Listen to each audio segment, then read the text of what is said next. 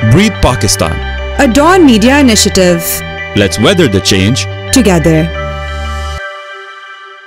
बिस्मिल्लाहिर्रहमानिर्रहीम। अस्सलाम वालेकुम नाज़रीन, आपका होस्ट अली वकार हाजिर है और आज हम डॉन न्यूज़ की खसूसी ब्रीद पाकिस्तान मुहिम में प्लास्टिक से पैदा होने वाली आलूदगी के बारे में बात करेंगे। इसमें हुकूमत क्या इक़दामात उठा रही है, निजी शोबा में किस हद तक इस पर आगाही दी जा रही है और इक़दामात उठाए जा रहे हैं, और आवाम में किस हद तक शऊर पाया जाता है कि ये जो प्लास्टिक के शॉपिंग बैग्स या प्लास्टिक की जो बोतलें हैं उससे हमारी सेहत पर क्या नुकसानात मुरतब हो रहे हैं। इस प्रोग्राम में खुसूसी बात करेंगे, तो उसके लिए हमारे साथ मुख्तलिफ जो माहिरीन हैं वो भी होंगे और आवाम से भी उनकी राय जानेंगे। तो आइए चलते हैं। हुकूमत पंजाब की जानिब से ये वाज़े तौर पर ऐलान किया गया है और मुतअद्दिद बार आवाम को आगाह किया गया है कि प्लास्टिक के शॉपिंग बैग पर मुकम्मल तौर पर पाबंदी आयद है। आज हम एक तंदूर पर मौजूद हैं और यहाँ पर आप देख भी सकते हैं कि ये जो नान है, गर्मा गर्म नान, वो ये प्लास्टिक के शॉपिंग बैग में ही डाले जा रहे हैं। तंदूर वाले भाईजान से पूछते हैं इनको इस बारे में कोई आगाही है कि इस शॉपर पर तो पाबंदी आयद है, इसके बावजूद ये इस्तेमाल कर रहे हैं। अस्सलाम वालेकुम जी। वालेकुम अस्सलाम। क्या नाम है आपका? मोहम्मद फैसल। फैसल भाई, ये आप गर्मा गर्म नान इस शॉपिंग बैग में डाल रहे हैं, हुकूमत ने तो इस पर पाबंदी आयद कर रखी है, तो आप क्यों ये इस्तेमाल कर रहे हैं? सर जी, हमारे पास अभी कोई नोटिस वगैरह नहीं आया, ना किसी ने भी हमें बताया। सर, हुकूमत ने अरबों रुपए लगा दिए इश्तिहारात पर, करोड़ों रुपए के इश्तिहारात अखबारात में, टीवी चैनल्स पर दिए हैं। एक हमारा भी है, अगर ये शॉपर ना यूज़ करें तो फिर क्या यूज़ करें वो आप हमें बता दें। इसके अल्टरनेटिव भी हो सकता है ना, वो आप कागज़ का जो बना होता है वो यूज़ करते हैं, लेकिन वो गल जाता है। शॉपर ज़्यादा ख़तरनाक है या कागज़?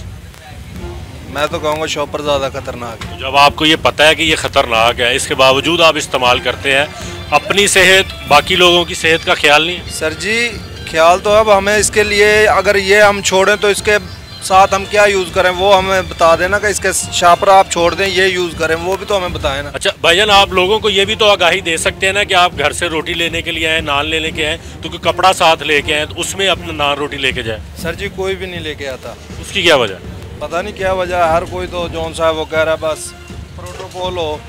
हमें अभी किसी को कहा है कि आप कपड़ा लेके आओ? गाहक से कहते हैं, कस्टमर से हम कहते हैं कि अपने घर से पौना या कोई चीज़ ऐसी लेकर आएँ जो शॉपर यूज़ ना हो, लेकिन कोई भी नहीं लेके आता। हर किसी को हम हाथ में तो नहीं पकड़ाएंगे कि ये ले जाएं आप।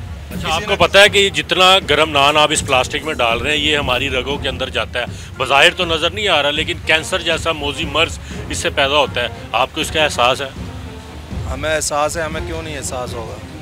हम भी ये, फिर आप क्यों इस एक रुपया महंगा आप दे दें लोगों को, ये दूसरा बैग लगा लें, लेकिन उनकी सेहत से तो ना खेलें।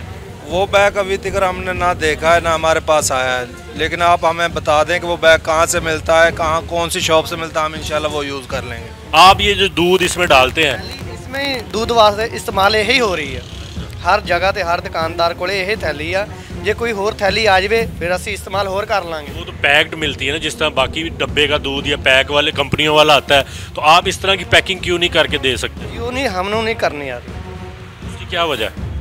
वो तुले खुला दुध गावा मज्झां दा दुध आ रहा, जब इसमें डालते हैं या गर्म करके लोग इसमें लेके जाते हैं तो इसके जरासीम या इसमें जो केमिकल्स हैं वो इंसान की सेहत के लिए बड़े ख़तरनाक, आपको एहसास है? एहसास तो सानू है जी। ये गवर्नमेंट ने जो बैन किया है उसके ऊपर बड़ी मुहिम चलाई गई, आपके पास कोई आया, किसी ने चेकिंग की है? हाँ जी। क्या कहा उन्होंने कहा ठीक है बेहतर छापर हो, छापर असी इस्तेमाल करना मोटे करन लग पे, थैली दा थैली भी आ जाएगी, थैली भी असी बंद कर देंगे। अच्छा, शॉपर आप मोटा यूज़ कर रहे हैं? थैली जी है ना, ये आ जाएगी ना, मोटी आ जाए या जेड़ी भी आवे असी इस्तेमाल करन लग पाएंगे।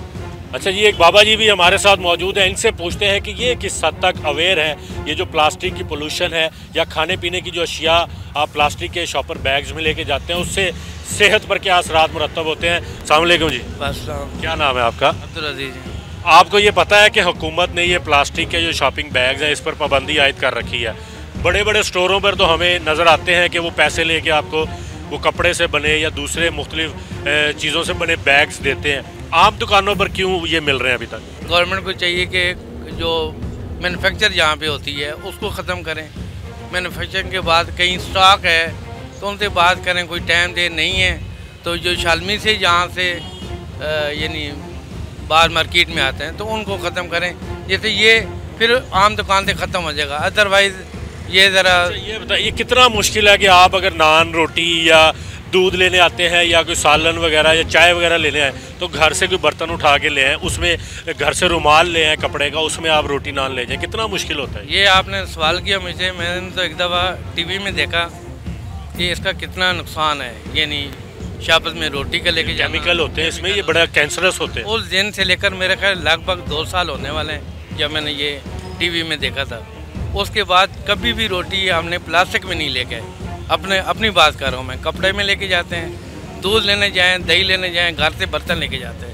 जी आप बिल्कुल ये ठीक कह रहे हैं कि इससे मोहलाती आलूदगी भी बढ़ रही है और ये नहीं होना चाहिए। हुकूमत को इसके इक़दाम करने चाहिए, इसकी जगह पे इसकी रिप्लेसमेंट पे कोई और बैग लेके आना चाहिए, जिस तरह वो कपड़े का हो गया और उसके अलावा दूसरे भी प्लास्टिक के भी बैग आते हैं, टोकरी नुमा होता है, उस तरह के इस्तेमाल करने चाहिए। हाँ, ये दूसरे जो हैं, ये जो प्लास्टिक के खाने पीने की दुकानों पे अगर ये हुकूमत इसकी मसल ज़िम्मेदारी उठाती है, वो बाकायदा इसके ऊपर स्टैंप लगी होती है, अगर वो हैं लीगल हैं तो फिर ये सेल कर सकते हैं। ये कितना मुश्किल है कि आप अगर घर से कोई रोटी लेने आए हैं या सालन लेने आए हैं, कोई बर्तन साथ ले आए, कोई कपड़ा साथ ले आए, कितना मुश्किल होता है? ये इतना मुश्किल नहीं है, लेकिन आपको ये बेहतर रहेगा कि आप घर से अपनी चीज़ लेके आएँ ताकि उस पर आपको एतमाद होगा, कोई जरासीम वगैरह ना लगे। क्योंकि अगले पे दुकानदार पे तो जरासीम वगैरह तो आप तवक्को तो नहीं ना कर सकते कि ये जरासीम से पाक है या नहीं पाक है। तो बेहतर हल यही है, घर से आप ले आएँ, शॉपर बैग ले आएँ, कपड़ा ले आएँ,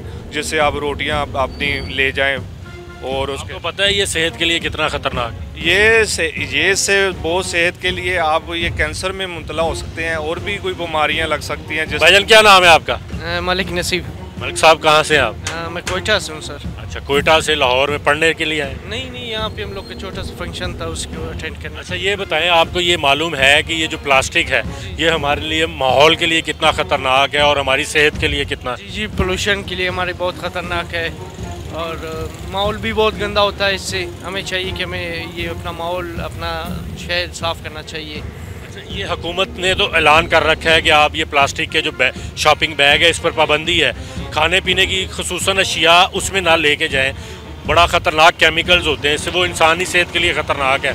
तो आपने कि अमल दरामद होते देखा है? जी नहीं है, फ़िलहाल तो मैंने कुछ नहीं देखा है कि यहाँ पे ऐसा कुछ अमल हो जाए।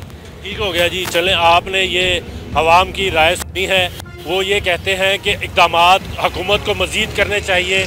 ये जो प्लास्टिक बैग जो दुकानों, खाने पीने की दुकानों पर फ़रोख्त हो रहे हैं, इसका अगर मुतबादिल सस्ता और मेयारी इन दुकानदारों को मिल जाए तो वो भी तैयार हैं इसका मुतबादिल लाने के लिए। और आवाम में बेशतर ने ये राय दी है कि मुश्किल बिल्कुल नहीं है कि घर से जब आप आएँ अपना कोई कपड़ा या बर्तन साथ लेके आएँ ताकि वो खाने पीने वाली अशिया अपने उसमें आसानी से लेके जा सके, माहौल भी महफूज रहे और उनकी सेहत भी महफूज रहे। तो अब चलते हैं, माहिरीन की इस पर क्या राय है उनसे जानते हैं। Breathe Pakistan. A Dawn Media initiative. Let's weather the change Together. Welcome back नाजरीन। इस वक्त हम WWF पाकिस्तान के दफ्तर में मौजूद हैं और हमारे साथ यहाँ की जो डायरेक्टर है नज़ीफ़ा भट्ट साहिबा, वो डायरेक्टर क्लाइमेट एक्शन और सस्टेनेबिलिटी है और प्लास्टिक के हवाले से इनका बहुत बड़ा कंट्रीब्यूशन है इनके अदारे का। और इनकी एक्सपर्टीज़ से हम जानने की कोशिश करते हैं कि इस वक्त पाकिस्तान में जो प्राइवेट सेक्टर है वो किस तरह इस पोल्यूशन को कंट्रोल करने के लिए इक़दाम कर रहा है, जो पॉलिसीज़ अडॉप्ट की जा रही हैं वो किस हद तक बेहतर है पाकिस्तान के मुस्तकबिल के हवाले से आवाम के लिए, उस पर बात करते हैं। बहुत शुक्रिया मैडम आपका वक्त देने का। मैडम, गवर्नमेंट तो कह रही कि हमने प्लास्टिक पर बैन कर दिया है, लेकिन हमने तो देखा है कि अभी भी बहुत सारे रेस्टोरेंट्स पे, खाने पीने वाली जगहों पे, बहुत सारी जगहों पे एज इट इज़ ही प्लास्टिक चल रहा है। लोग उसी तरह प्लास्टिक में ही खुराक लेके जा रहे हैं, पोल्यूशन उसी तरह ही है, कचरे में भी नज़र आती है। तो कहाँ पे हो रहा है सारा कुछ? ये जी क्लस्टर्स में हो रहा है, क्योंकि बैन लगाना कोई एक सॉल्यूशन नहीं है।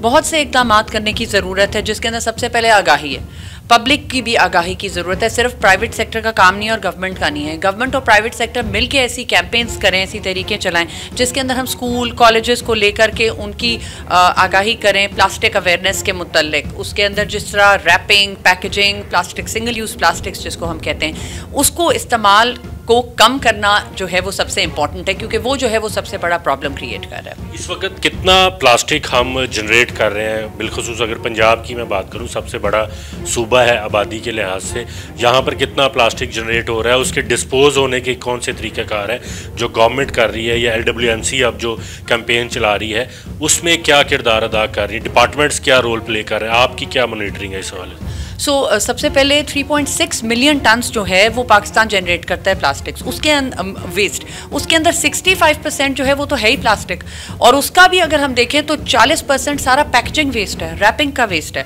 जो कि सारे सूबों में इकट्ठा जो नंबर हमारे पास आता है वो ये है। गवर्नमेंट ने बैन भी लगाया है और वो बहुत सी ऐसी तरीके भी चला रहे हैं मुख्तलिफ इलाकों में। प्राइवेट सेक्टर का एक अलायंस है, कोर अलायंस, जो कि सारे मेजर प्रोड्यूसर्स जैसे नेस्ले, कोक, WWF उसका एक फाउंडिंग मेंबर है, और उसके तहरीक चलाने का मतलब ये है कि वो कलेक्ट और रिसाइकल करने के लिए है। तो एम ये है कि हम ज़्यादा से ज़्यादा प्लास्टिक को कलेक्ट करें और रिसाइकल करें। कलेक्शन के हवाले से अगर मैं कहूँ तो पाकिस्तान अभी भी बहुत पीछे है, हर सूबा।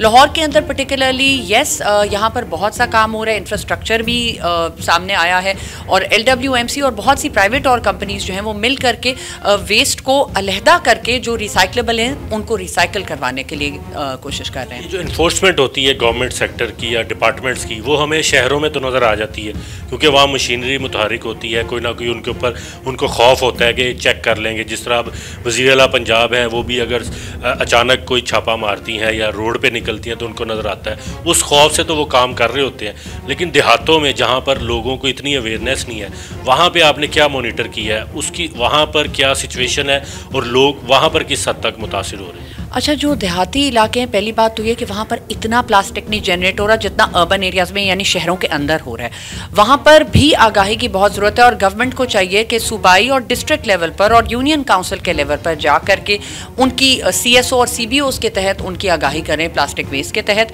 कि वो ज़्यादा से ज़्यादा प्लास्टिक को कलेक्ट कर सके। इसलिए MRVs लगाने चाहिए, मटीरियल रिकवरी फैसिलिटीज़। उससे ये फ़ायदा होगा कि जितने भी मुख्तलिफ इकसाम के रिसाइकलेबल प्लास्टिक्स हैं वो अपने एंड पे पहुँच सकते हैं और उससे कोई नई चीज़ बन सकती है, जो कि ऑलरेडी कई प्राइवेट सेक्टर कंपनीज जैसे ग्रीन अर्थ रिसाइकलिंग है, कॉन्सेप्ट लूप है, जो कि कई मुख्तलिफ पेट को भी रिसाइकल करके टाइलें बन रही हैं। ये रैपर और जो चिप्स का पैक है उसके रैपर से अब आप सोचें कि लूम्स और वो शीट्स बन रही हैं जिनसे बैग्स और मुख्तलिफ इकसाम की चीज़ें बन सकती हैं। ये मैडम, एयर पोल्यूशन में तो हमने बड़ी तवज्जो दी है, प्लास्टिक पोल्यूशन एक बड़ा सीरियस मैटर है। इस पर आप किस हद तक देख रही हैं कि लोगों की जो कंसिडरेशंस हैं वो गवर्नमेंट लेवल पे हो या प्राइवेट सेक्टर में हो, किस स्टेज पे हम खड़े हैं? WWF इसमें क्या रोल प्ले कर रहा है? वो कौन से इनिशिएटिव्स उसने ऐसे शुरू किए हैं जिससे आवाम को इसका फ़ायदा हो? अच्छा, WWF तो पिछले 2 दहाइयों से सॉलिड वेस्ट और प्लास्टिक के ऊपर काम कर रहे हैं। हम प्राइवेट सेक्टर के साथ बहुत क्लोजली काम करते हैं, पॉलिसी लेवल पे हम प्रोविंसेस के साथ काम करें, सूबाई असेंबलियों के अंदर जो पॉलिसीज़ बन रही हैं प्लास्टिक की हम रिकमेंडेशंस देते हैं। प्राइवेट सेक्टर की बात करूँ तो हम स्कूल और कॉलेजेस में भी आगाही देते हैं, कैंपेन्स चलाते हैं। हमने बहुत से कॉम्पिटिशन्स करवाए हैं कि प्लास्टिक को किस तरह से इनोवेटिव तरीके से डिज़ाइन करके रिसाइकल किया जाए। इसके बाद हमने बहुत सी कॉर्पोरेट डोनर्स से मिल करके एस्टिमेशन किए। पाकिस्तान में प्लास्टिक का डेटा भी बहुत मुश्किल से मिलता है, तो हमने पेट बॉटल्स, मुख्तलिफ इकसाम के प्लास्टिक्स के ऊपर ऐसी कई स्टडीज़ की हैं जो कि रिपोर्ट्स आपको दस्तयाब हैं। अच्छा, इसमें ये बताएं कि गवर्नमेंट कहती है कि हम एक स्मोक फ्री पंजाब वो अनकरीब ले आएंगे, 1-2 साल का टारगेट रखा है उन्होंने, तो हम ये प्लास्टिक पोल्यूशन फ्री पंजाब या पाकिस्तान कब देख सकते हैं? आई थिंक 2030 अब बिल्कुल आने वाला है। अगले 5 साल तक एक्सटेंडेड प्रोड्यूसर रिस्पॉन्सिबिलिटी की जो टर्म है उसके ऊपर मिनिस्ट्री ऑफ क्लाइमेट चेंज बहुत हेविली इस पर रोबस्ट किस्म की पॉलिसी बनाने को जा रही है, और उन्होंने प्राइवेट सेक्टर को इसके साथ ऑन लूप लिया ताकि सारे स्टेक होल्डर्स जो हैं वो ऑन बोर्ड हों, क्योंकि एंड ऑफ द डे जो प्रोड्यूसर है उसकी ये ड्यूटी है, रिस्पॉन्सिबिलिटी है कि वो अपना वेस्ट जो जनरेट करे कंज्यूमर की अवेयरनेस भी करे और अपने वेस्ट को किस तरह से वापस सर्कुलरिटी के लूप में लाना है वो इम्पॉर्टेंट है। गवर्नमेंट जो है वो सपोर्ट करे, इनको सब्सिडीज़ दे। अगले 5 साल के अंदर मैं देखती हूँ कि हमें डेफिनेटली हमारे पास बहुत बेहतर हालात होंगे इन टर्म्स ऑफ प्लास्टिक। लेकिन आपने एयर क्वालिटी की बात की, तो प्लास्टिक को जलाया भी जाता है, और जब उसको जलाते हैं तो ऑफ कोर्स बहुत से कहते हैं कैंसरस गैसेस जो हैं जैसे डाइऑक्सिन्स और फ्यूरॉन्स हैं वो हवा में जाते हैं, जिसकी वजह से लोगों की हेल्थ भी इम्पैक्ट होती है। सो डेफिनेटली इन सब इक़दामात के लिए हमें हर लेवल पर काम करना है, सोसाइटी के भी, इंडस्ट्री के भी और government. Breathe Pakistan. A Dawn Media initiative. Let's weather the change together. हमने प्लास्टिक से पैदा होने वाली माहौलियाती आलूदगी और इसके असरात पर मुख्तलिफ एस्पेक्ट से बात की है, लेकिन सेहत के हवाले से इसके क्या ख़तरात हैं, इंसानी सेहत को किस हद तक ये मुतासिर कर सकती है, इस पर हमारे साथ बात करने के लिए मौजूद हैं प्रोफेसर डॉक्टर अशरफ ज़िया साहब, जो कि क्रिटिकल केयर में अपनी एक्सपर्टीज़ रखते हैं। उनसे पूछते हैं कि इस वक्त हम ये प्लास्टिक पोल्यूशन से बीमारियों के हवाले से किस हद तक उसका शिकार हो रहे हैं। बहुत शुक्रिया डॉक्टर साहब आपका। डॉक्टर साहब, ये बाकी पोल्यूशन की बात होती है, एयर पोल्यूशन की बात हो रही, बाकी माहौलियाती आलूदगी की बात हो रही, लेकिन ये प्लास्टिक पोल्यूशन ये वो चैप्टर है जिस पर लोग कम बात करते हैं या उसके बारे में लोगों को कम पता है। आप ये बताएं कि हमने देखा है, इससे पहले हमने आवाम से भी बात की है, उनको शाऊर नहीं है कि वो अगर गर्म सालन या रोटी शॉपर बैग में लेके जाते हैं तो उसके असरात क्या मुरतब होते हैं। पाकिस्तान में कहाँ पर ये प्रैक्टिसेस मौजूद हैं? जी, बिस्मिल्लाहिर्रहमानिर्रहीम। सबसे पहले तो मैं आपका बहुत ही शुक्रिया अदा करूंगा कि आपने इतना इम्पॉर्टेंट टॉपिक सिलेक्ट किया है कि जिस पे आम तौर पे जो मीडिया है ना इसको कवरेज नहीं देता, कि प्लास्टिक में हम सारी चीज़ें प्लास्टिक में डाल के ले जाते हैं, चाहे आपकी कोई ठंडी चीज़ है, गर्म है, और ये प्रैक्टिस बहुत आम है। फिर जिस तरह से उसको डिस्पोज किया जाता है, मैं इसको ना थोड़ा सा ब्रीफली आपको यूँ बताऊँगा कि इसके हैज़र्ड्स क्या हैं। इसके बहुत ही ख़तरनाक देरपा असरात हैं जो इंसानी जिस्म को मुतासर करते हैं, जिसमें सबसे ज़्यादा कैंसर है। इसमें एक केमिकल है PBA, और कुछ केमिकल ऐसे हैं कि जिस टाइम इसको आप हीट करते हैं या इसमें आपको गर्म चीज़ डालते हैं, वो चाहे सालन है या कोई और चीज़ है, वो केमिकल रिलीज़ होते हैं जो आपकी बॉडी में जाते हैं और उससे आपकी बॉडी को बहुत बुरा मुतासर करते हैं और कैंसर पैदा होता है। Number 2, reproductive issues.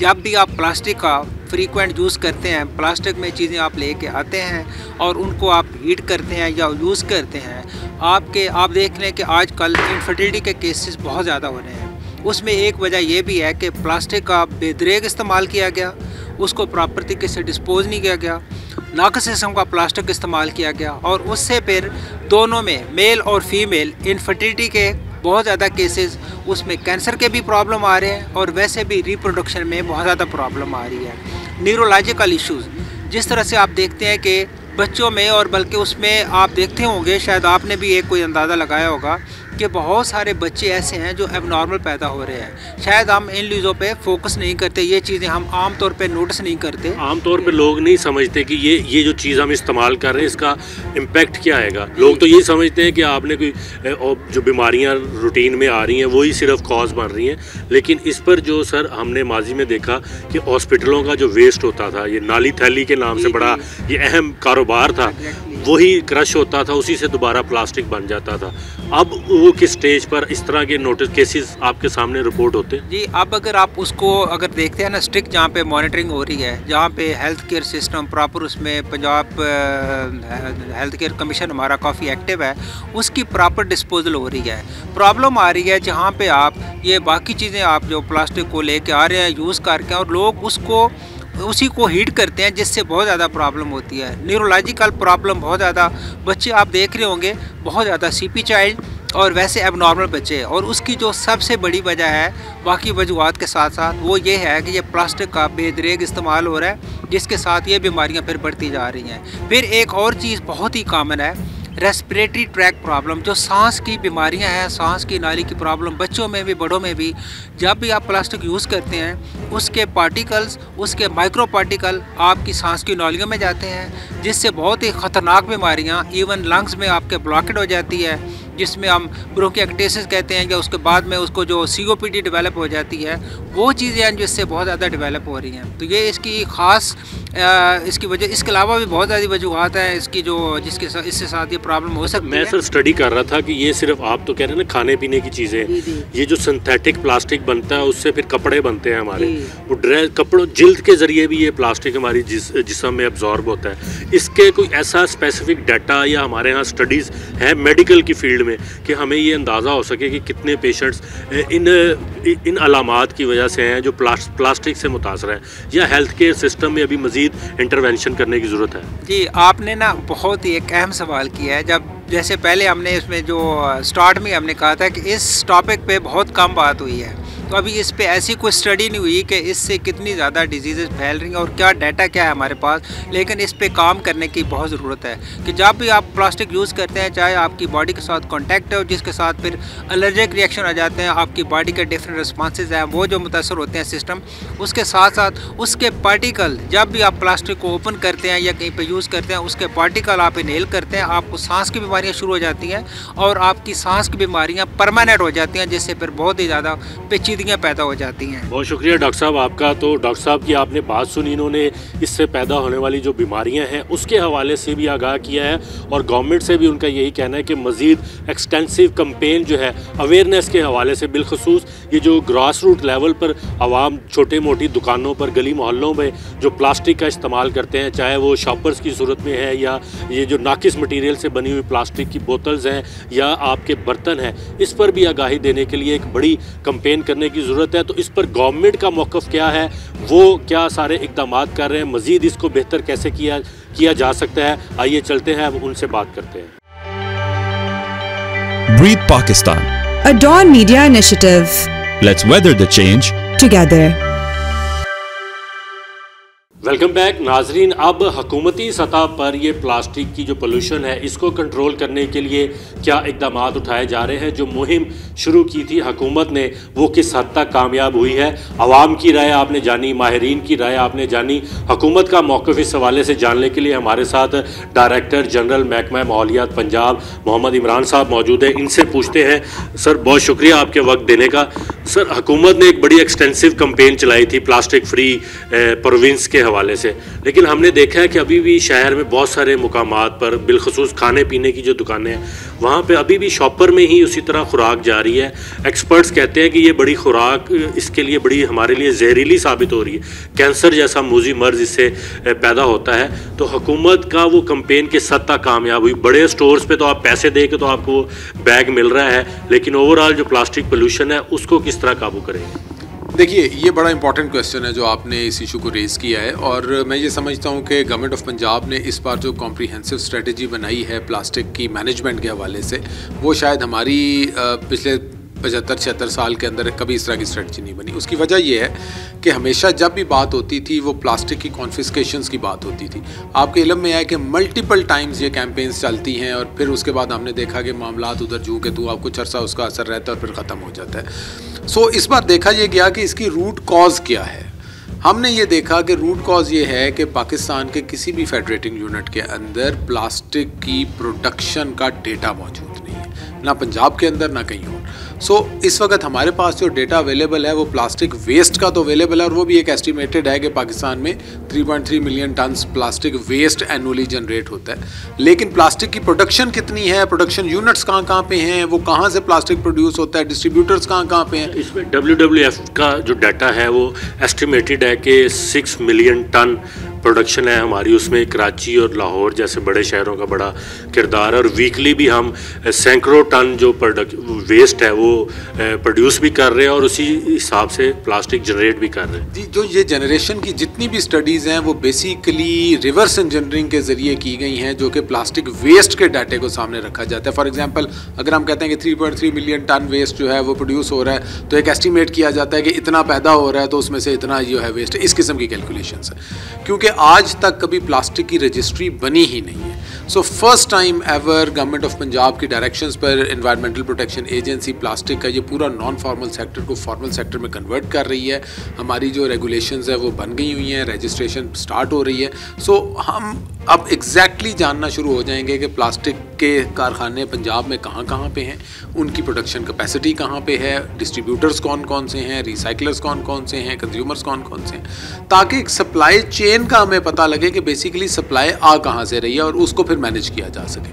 दूसरी तरफ जहाँ तक बात है डिमांड साइड की, जो कि मार्केट्स हैं और दीगर चीज़ें हैं, तो पिछले सिर्फ 8 माह के अंदर अगर आप देखें तो 41 टन प्लास्टिक जो है वो EPA के ऑफिसर्स ने डिफरेंट डिस्ट्रिक्ट्स के अंदर कॉन्फिस्केट किया है। मैं समझता हूँ कि जो प्लास्टिक की जो 75 माइक्रोन से कम वाला जो प्लास्टिक है उसकी अगर हम मैग्नीट्यूड देखें तो वो बहुत ज़्यादा है उसके सामने। ये 40-45 टन जो मैं बता रहा हूँ, ये शायद इसमें एस्टिमेटेड जो फिगर्स मैंने पढ़े हैं, स्टडी किए हैं, तकरीबन 55 बिलियन जो ये बैग्स हैं वो एनुअली हम पाकिस्तान में प्रोड्यूस करते हैं मुख्तलिफ अजला और सूबों के हवाले से। ये एस्टिमेटेड डाटा है, ऑथेंटिकेट का अभी तो मुझे नहीं अंदाज़ा कितना है, लेकिन ये एक बहुत बड़ा फिगर है कि 55 बिलियन बैग्स वो मार्केट में ही आ रहे हैं। लोग उसमें खाना भी लेके जाते हैं, बाकी चीज़ें भी करते हैं, फिर वो ग्राउंड में जाता है, सीवरेज में जाता है। तो इसके हवाले से जो आपकी कंपेन है वो कितनी सूदमंद साबित हुई है? देखिए, हम तो यही चाहते हैं कि जो गवर्नमेंट ऑफ पंजाब का जो रेगुलेशन है वो ये कहता है कि आपने 75 माइक्रोन से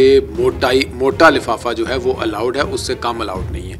क्योंकि पीछे जब भी सिस्टम होता था तो ये होता था कि जी हम इसको बैन करने जा रहे हैं, लेकिन चूँकि अल्टरनेटिव्स अवेलेबल नहीं है लिहाजा वो बैनिंग की कैंपेन्स हमेशा नाकाम रही है। इस बार गवर्नमेंट ऑफ पंजाब ने जो इस बार कैंपेन लास्ट ईयर से स्टार्ट की है वो ये है कि आप बैन नहीं कर रहे, उसका एक हमने मिनिमम स्टैंडर्ड बना दिया है विच इज़ 75 माइक्रोन उसकी थिकनेस।